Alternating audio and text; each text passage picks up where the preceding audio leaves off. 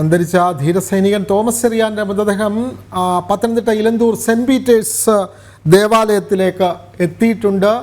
അവിടെ ഇനിയും മതപരമായ ചടങ്ങുകൾ നടക്കേണ്ടതുണ്ട്.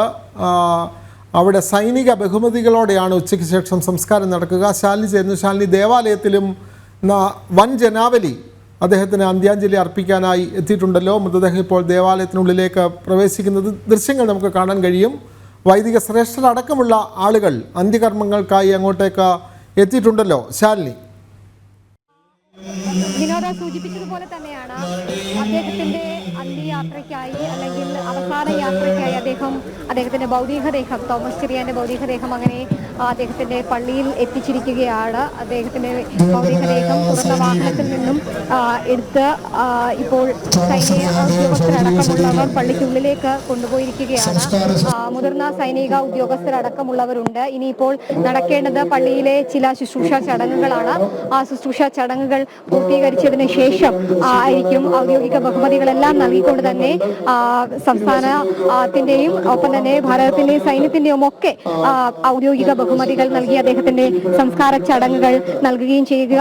മുതിർന്ന പുരോഹിതരടക്കമുള്ളവരാണ് ഈ ഒരു നേതൃത്വം നൽകുന്നത് അദ്ദേഹത്തിന്റെ സംസ്കാര ചടങ്ങുകൾക്കും ഒപ്പം തന്നെ പള്ളിയിലെ മതപരമായ ചടങ്ങുകൾക്കും ഒക്കെ തന്നെ നേതൃത്വം നൽകുന്നത് സീനിയർ പുരോഹിതരൊക്കെയാണ്. അവരൊക്കെ ഇവിടെ എത്തിയിട്ടുണ്ട്. ഇനി വലിയ താമസമോ ഒന്നും ഉണ്ടാവില്ല. കൃത്യസമയത്ത് തന്നെ എല്ലാ നടപടിക്രമങ്ങളും പൂർത്തിയാക്കി മതപരമായ ചടങ്ങുകളെല്ലാം പൂർത്തീകരിച്ചുകൊണ്ട് സംസ്കാര ചടങ്ങുകളിലേക്ക് നീങ്ങാനാണ് ഇപ്പോൾ നടപടികൾ ആരംഭിച്ചിട്ടുള്ളത്. ഒരുപക്ഷെ ഇന്നലെ ഭൗതികദേഹം തിരുവനന്തപുരത്ത് എത്തിയത് മുതൽ ഒരുപക്ഷെ വൻ ജനാവലിയാണ് അദ്ദേഹത്തിന്റെ ഭൗതികദേഹം കാണാനും ഒപ്പം തന്നെ അദ്ദേഹത്തിന് അന്ത്യാഞ്ജലി അർപ്പിക്കാനും ആദരം അർപ്പിക്കാനും ഒക്കെയായി നാട് എത്തിക്കൊണ്ടിരിക്കുന്നത്. വീട്ടിലേക്കും ആയിരക്കണക്കിന് സാധാരണക്കാരാണ് അദ്ദേഹത്തിനെ കാണാൻ എത്തിയത്. വിനോദ് സൂചിപ്പിച്ചതുപോലെ തന്നെ തൊഴിലുറപ്പ് തൊഴിലാളികളുണ്ട്, അദ്ദേഹത്തിന്റെ വീട്ടിൽ പണ്ട് വന്നു പോയവരുണ്ട്, അദ്ദേഹത്തിനെ നേരിട്ട് കണ്ടവരുണ്ട്, പരിചയപ്പെട്ടവരുണ്ട്, ഒപ്പം തന്നെ അദ്ദേഹത്തിനെ കാണാതെ ചിത്രങ്ങളിലൂടെ മാത്രം കണ്ട് പരിചയമുള്ള ആളുകളുണ്ട്. അത്തരത്തിൽ വിവിധ മേഖലകളിൽ നിന്ന്, വിവിധ കോണുകളിൽ നിന്ന്, രാഷ്ട്രീയ സാമൂഹിക സാംസ്കാരിക മേഖലയിൽ നിന്നൊക്കെ ഉള്ള ഓരോ സാധാരണക്കാരും ഒഴുകി എത്തുകയാണ്